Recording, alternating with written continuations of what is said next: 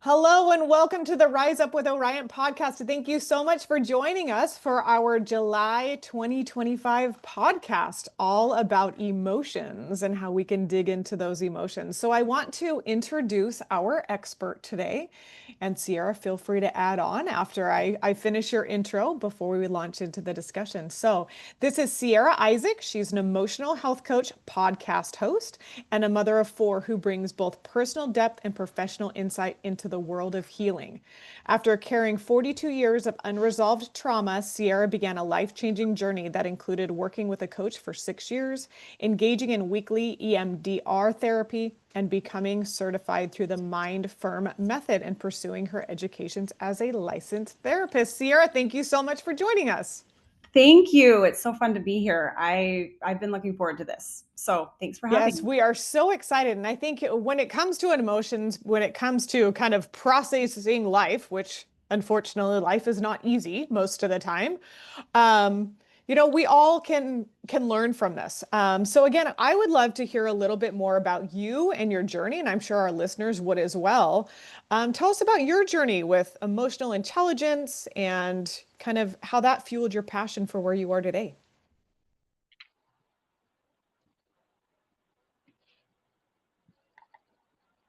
Are you with us?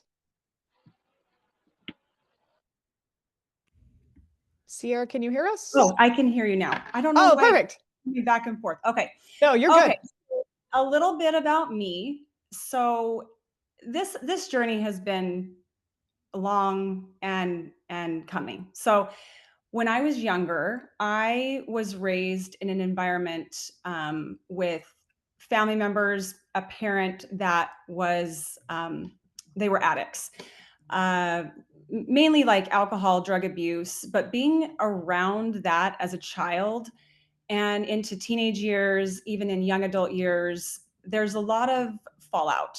There was, emotional abuse, there was some sexual abuse, there was mental abuse. I think all of that goes hand in hand. So coming from that space and then working, living through life, getting married, having children, kind of putting that trauma kind of on the back burner, it doesn't go away, right? These Hmm. feelings, these emotions don't go away. So over time, what I found myself doing is running, and what that looked like is a very productive life. So I hid my emotions under a very busy, fast-paced, productive life. Mm, People yeah. would always ask, how do you get early in the morning? How do you just, you get so much done in every day you get so much done. You're just here and there. And I felt really good about that. I thought that I was killing it, Nailing it. right? Yeah, So absolutely. yeah, I'm killing it. I'm killing it. And so as I got older, and I would say up until about 6 years ago, I'm now 46, so hitting my 40s. I had done some self-help work through books and podcasts and things. Like I kind of at this point had intellectualized a lot of information on emotional healing, what that looks like. I did so much reading on it because I wanted to understand it. I knew I didn't feel good, but I didn't know why. And so I was constantly trying to understand and intellectualize my feelings. And so um, then I we moved to California about 4 years ago, and my husband um, kind of had a faith journey outside of the faith that we had been a part of. And that was kind of the straw that hit the camel's back for me. Mhm. And it was like I couldn't function. I felt so stuck, and the running stopped working. Mm, And I had been introduced to coaching. So I had started to, you know, I had a coach back in 2019 that I was working with, and I really liked it. I felt like I was getting some tools, and that that part of my journey with my husband really just brought up everything. It brought up my past. It met my past. The way I view it is like two waves coming together and just kind of boom. Like there was mm, no mhm. no more running for me. There was no, I Right. didn't have it in me anymore. So I actually had been in coaching for a couple of years, and then I did really, really intense EMDR therapy for 3 years every week. And then now I've been practicing a practicing coach for about a year, and have implemented the coaching aspect with the therapy aspect, and have just really leaned in and learned Mhm. how to process emotion. And I wish I would have learned it earlier, because it's Right. helped everybody. And to me, it's foundational. It's foundational for me because, being able to learn the tools on how to process emotion, it streamlines your spirituality, Mhm. your mental health, your social health, because I think that exists, that your social health Absolutely. and your emotional health. It's just it streamlines the way you interact in the world. It's and so that's why I'm so passionate about it, is just me having to carry a heavy load. And see, not everyone has to carry that kind of heavy load. Not everyone has that kind of trauma. Sure. Some people have bigger trauma, right? Mhm. But the aspect of the coaching really did carry me through that therapy and beyond, and still carries me today. Absolutely. And I think, for all of our listeners as well, this is Sierra's journey. And I love that you called it your journey because it is different for everybody, whether there is trauma or abuse or any of those things that are happening. I mean, we all have things in our lives that take a toll on us. So I think it's, Mhm. so important for all of us to know that it's kind of like the picture I'm showing on the screen right now. Like it is this mashup of life. And Sierra, one of the things that I was thinking about, you mentioned EMDR therapy. Can you tell our listeners what that is for those that are not familiar with it? Yes, EMDR therapy it's kind of, the best way to describe it. It stands for eye movement desensitization therapy. And what it does, it's really kind of hard to explain, but with the therapist, you are doing tapping, you're doing eye like movements back and forth, tapping back and forth. You're accessing the two sides of your brain. And by doing that, it tells the brain that it can relax, that it doesn't have to fight. Because our brains are really, really, really smart, Hmm. and they actually don't want to go there. They don't Right. want to go into the trauma. They don't want to go into the uncomfortable feelings, because that means it's unsafe. Yeah. So that method bypasses that instinct and gives the therapist more access to the deeper wounding. Right. That's the Right. best way to explain. It sounds a Love little it. mystical there, but that's really essentially what it is. It's one of those things that I don't know how it works, but it does. Right. Yeah. Yeah. And sometimes just don't ask those questions. Yeah.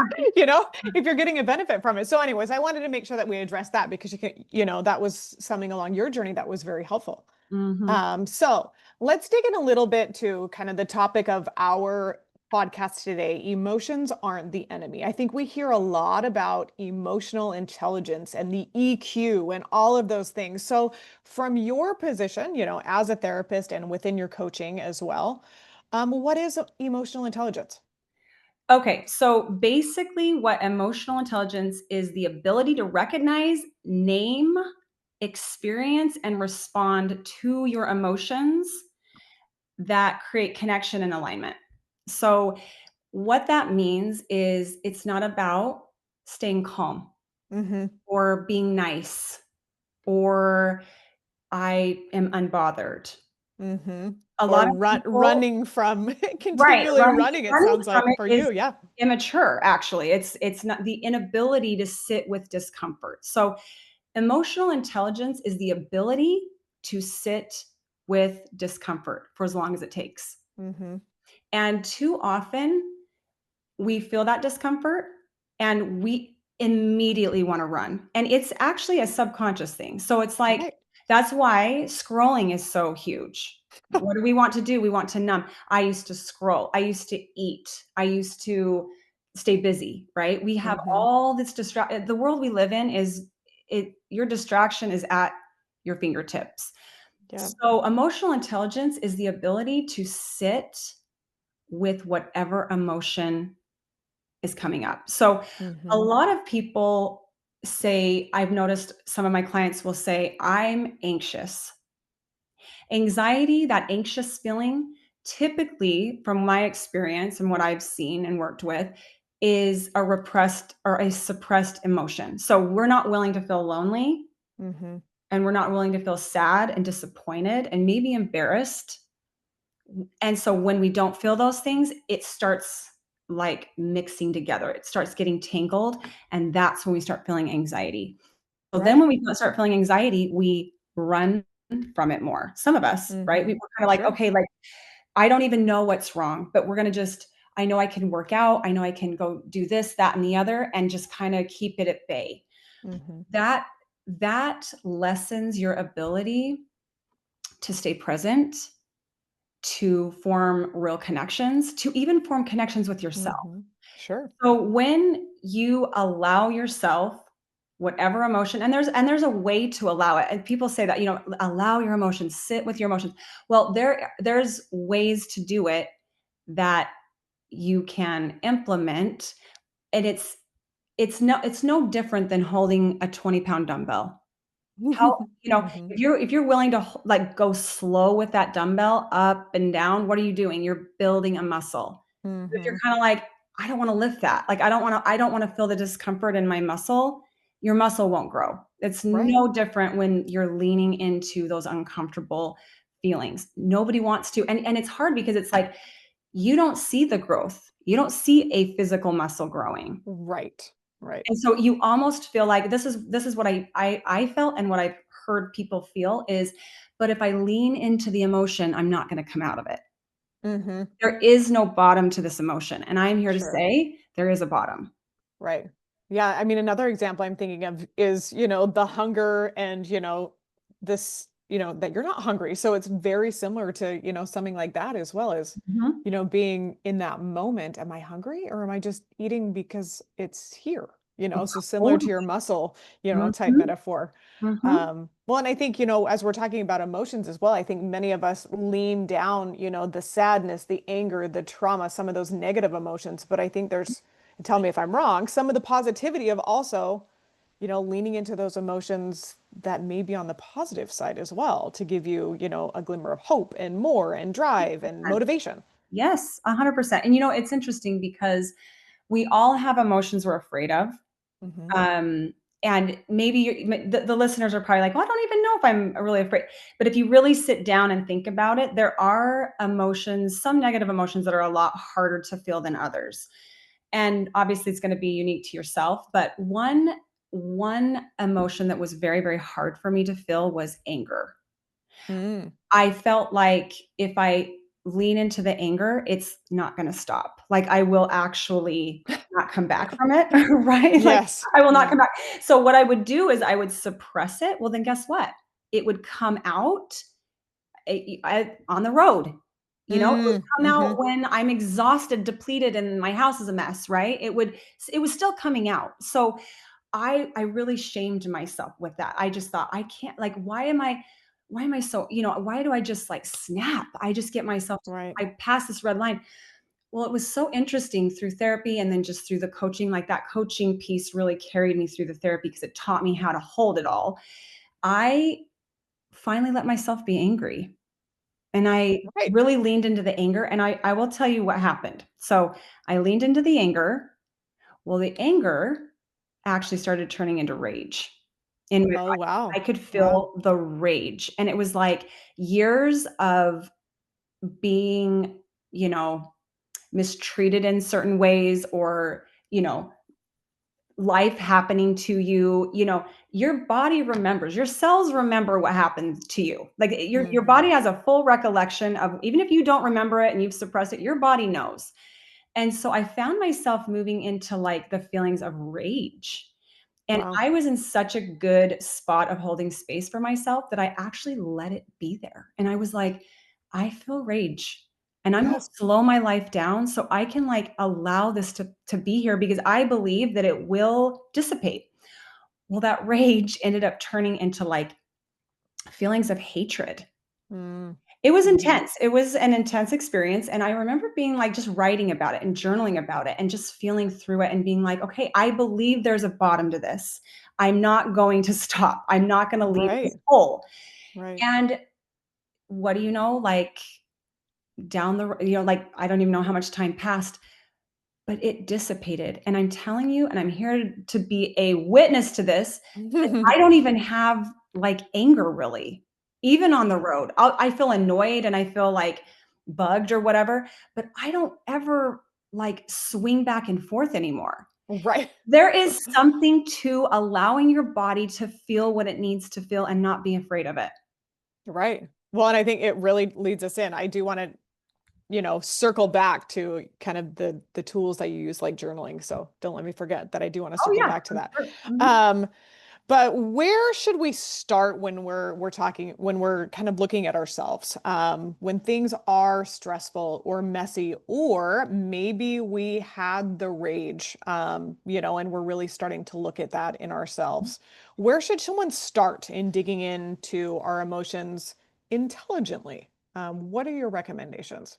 Okay, so first of all, you need to stop right where you're at. Like if you are triggered or something's coming up for you, it could be big, small, find a quiet space to be with yourself. Too often someone's triggered. I mean, maybe you're running errands and you're triggered and you just got to finish your errands, but find in the day, every day, and I do this every morning. I spend 1 to 2 hours in a morning routine that I set up my day every day now. I wake up with if anything's up, on my mind, I actually take care of it first thing in the morning.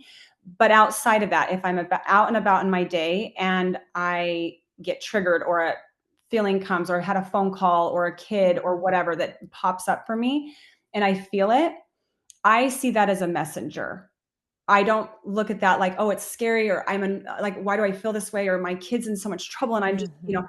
I'm like, "Okay, my body, my mind, my soul needs to go take a minute."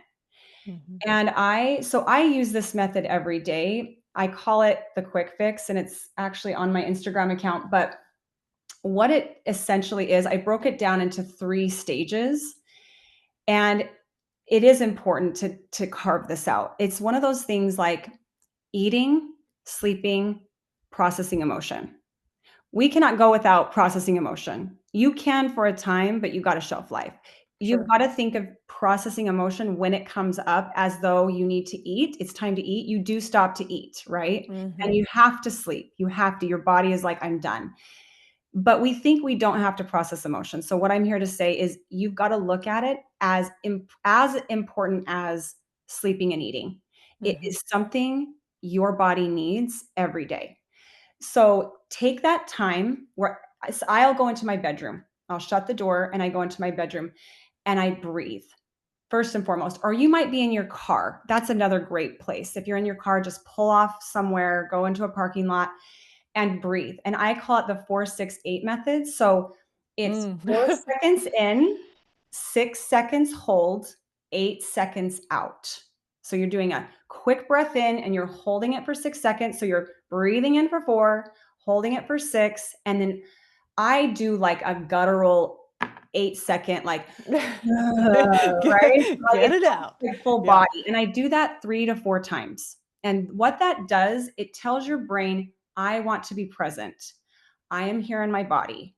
Because a lot of the time we disassociate. If something gets hard, we kind of don't really feel our bodies. We kind of are up in our heads. So that breathing really does put you back in your body. And so I call it the breathe and return. So you're breathing to return back into your body because you just got triggered and you're Mm. up in your head spinning around about whatever it is that's happening and we're not in our body feeling it. So that breath work is very very important and it's very easy. You could do it in a store, you could do it in your car. It just resets you and you actually do have clarity. You feel a little bit more clear when you do that. Mhm. And if you're in a position, I actually take a notebook. I have a notebook in my car and I have a notebook in my bedroom and I have a notebook, I have notebooks around that I keep and carry with me sometimes, or even your notes app on your phone.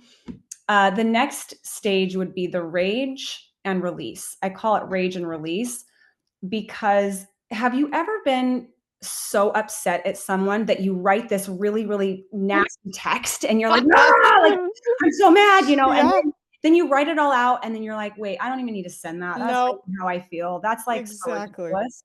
That's what I'm saying. We've got to take that like top yucky layer off because if we don't talk it out, write it out, it's just like we're still going to mix in the real feeling with the ragey feeling and it's not going to Mhm. be clear to you.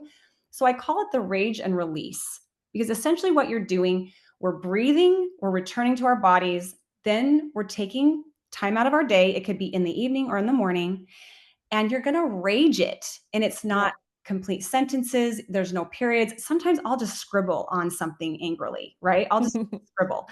And what Mhm. that does is it gets it out of you. It kind of just transfers back on the page and you're like, "Wait a minute, this is like actually not how I'm feeling. This is really dramatic. This is kind of intense." So I'll kind of write about it and it's unfiltered. It's just anything. It doesn't even make sense half the time and I'm just like writing, writing, writing. And usually that's 10 to 30 minutes for me, it could be 5, whatever. I'll feel that release. I'll feel that like, okay, I'm not like super mad about this. I'm more just like concerned, or I feel Mhm. sad about it, or I'm kind of embarrassed, Yep. or I feel really self-conscious. You kind of get to the real root of it. And then the part that people stop, they'll get to that point and be like, okay, all right, done. I'm done. I know what I'm feeling. I'm moving right along. And what I'm here to say is there's a third stage, which is called the feel and stay. And that I would say is the hardest part Mhm. because now you're really feeling what's coming up. You're really knowing, like, you know what? I got left out today. I didn't get invited to this party or this situation, and I feel like I'm not enough. I feel really lonely. I'm kind of insecure about who I am. And maybe, I'm very awkward, like, oh, that's really painful to feel that I'm awkward. It's like you're allowing yourself to just feel all of that and people don't want to. Mm-mm. And what I'm saying is to allow yourself to feel all that emotion and just stay in it. And your brain is just observing. Your brain, and you got to keep your brain out of it. You're just like, you know what? It's interesting. I'm feeling, wow, that awkwardness is coming up. Like I feel insecure. I'm feeling lonely. Like that really is. And you're just going to stay with it and love on it. I even like Mhm. sometimes will even do like a hold of myself and rock myself Right. because we all have a little child inside of us Yes. that needs reparenting. It's the Yep. truth. And so I will even rock myself and be like, you know what? It's okay that you feel lonely. Mhm. It's okay that you're a little awkward and maybe off-putting. Maybe it's not even about you. Maybe, you're just having this conversation and you're just loving yourself through it. Yep. And I'm telling you, when you feel and stay with it, it dissipates on its own. So the next time you get triggered in that same container, it's not as intense. And then you're like, okay, I was using 5-pound dumbbells. Maybe I could bump it up to 7-pound dumbbells.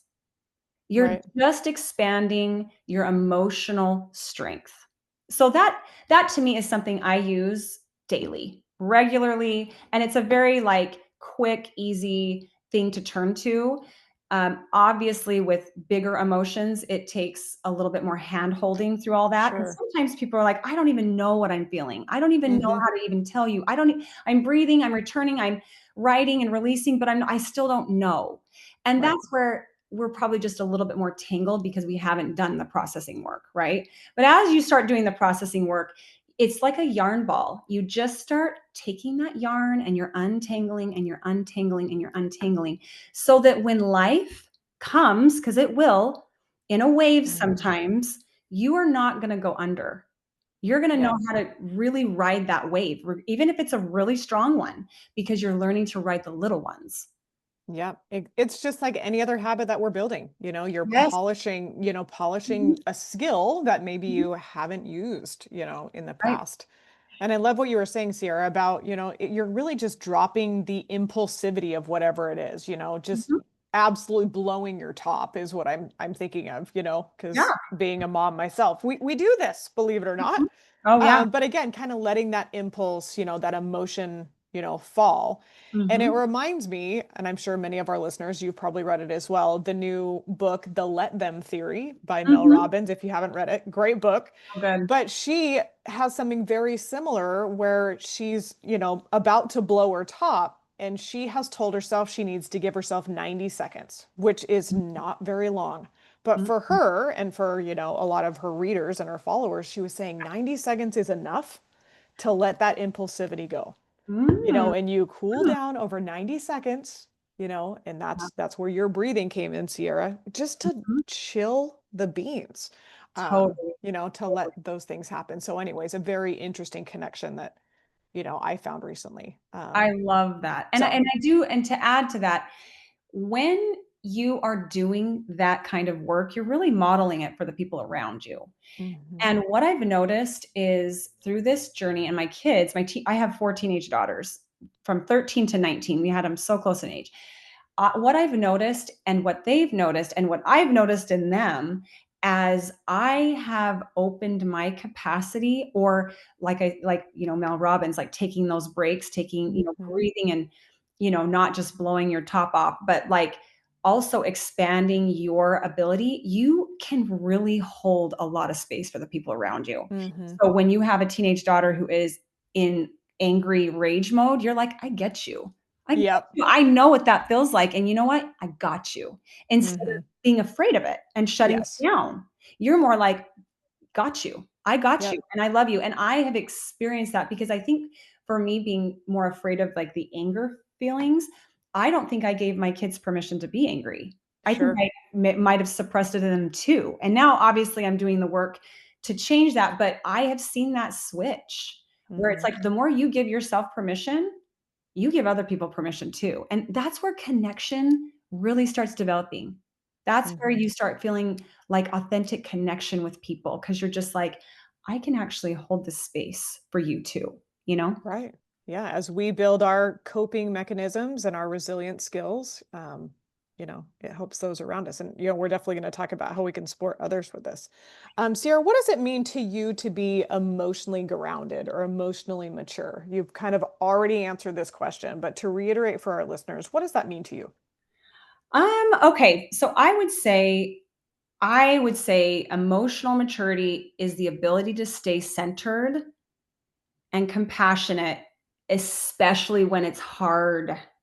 Mm-hmm. So it's like not being numb or detached, but it's like feeling your feelings without being ruled by it. Love it. Love it. So you're not like spinning out of control. Like, for example, this is kind of a side note, but it's really important to talk about. So, me and my husband are actually going through a divorce. And it's interesting going through this process. I was like, it's like the way I'm approaching this experience in my life.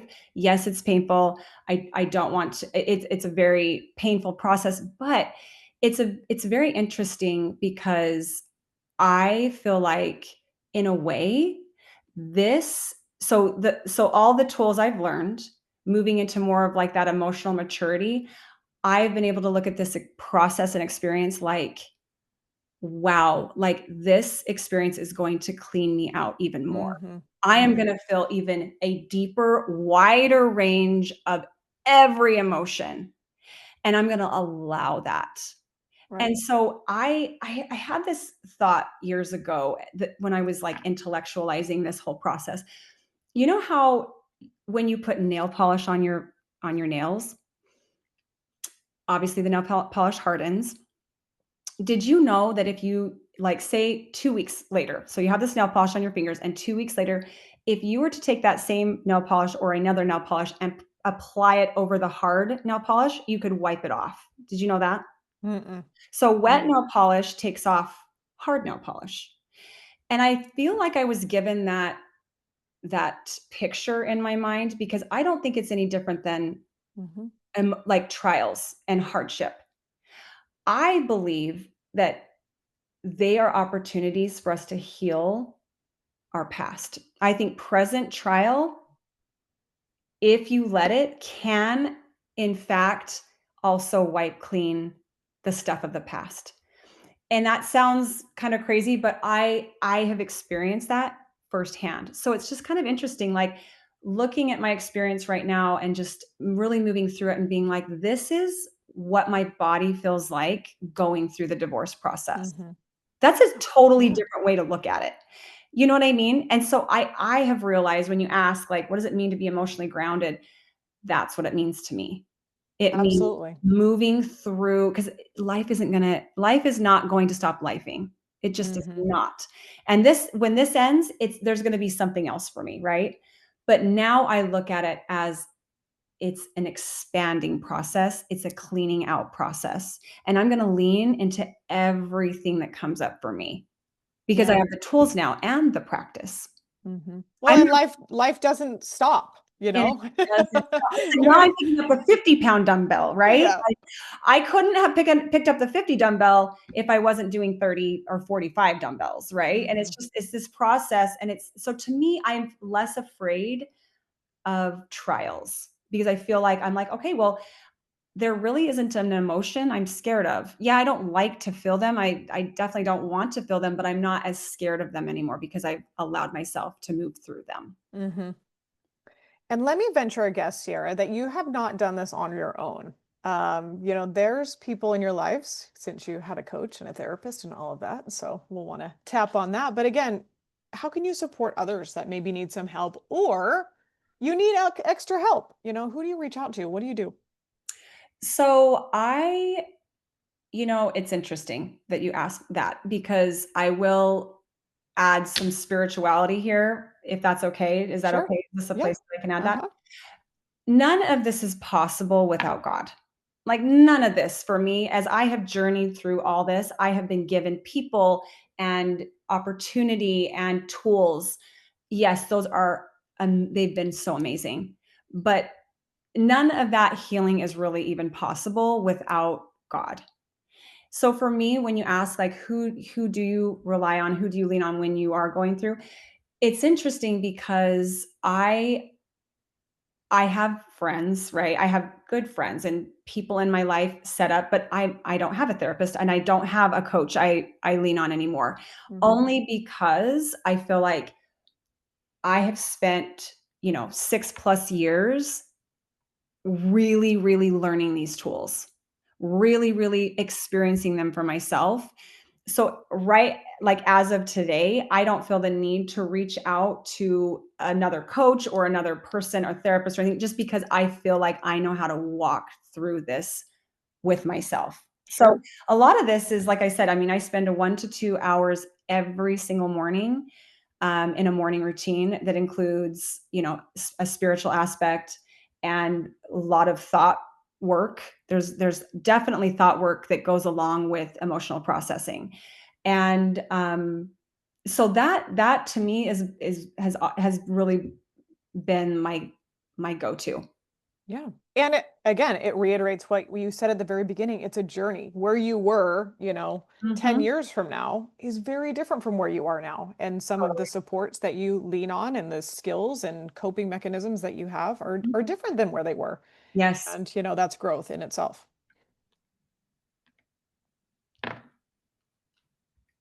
So, in the last couple minutes, Sierra, I would love for you to introduce our listeners. I love that you were talking about your quick fix and your Instagram account. Let our listeners know where they can find you and maybe gather some more of that information if they're interested. Perfect. Yeah. You can find me at I am C Isaac. That's IAMSIEISAAC. That's my Instagram account. You can DM me. I do a 30-minute free discovery call for anyone that just wants to learn more or feel like if that's something that would be helpful for them. You can find me there. And I also have a podcast called the People Finding God podcast. It's pretty new.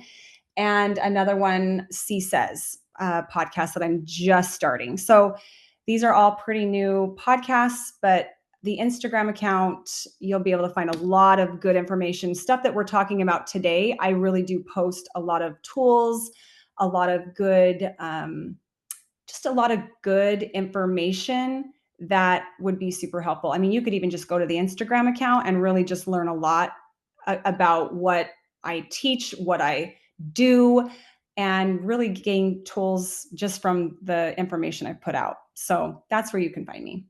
Yes, we never can have too many. That's always, whenever I do this podcast with people that I'm, meeting and learning from, you can never have too much. And it's one of those where you just never know, when you're going to need to pull out, a different tool to try. So, Oh, um, totally. Totally. keep gathering all that information. And Ciara, thank you for doing what you do and being vulnerable enough to share your story with our community. Um, Of course. and so grateful that you're bringing the tools to us. So I sure appreciate you being here. Well, me too, and thanks for the opportunity, and I just love this. I could talk about this stuff all day, so thank you so much for having me. I love it. And listeners, thank you so much for joining us. And like I said, keep gathering the information. I will post all the information that she dropped just now into the show notes on our podcast channel. So check that out to pull that information and circle back next month to our podcast. We'll be back in August. Thank you so much for joining us.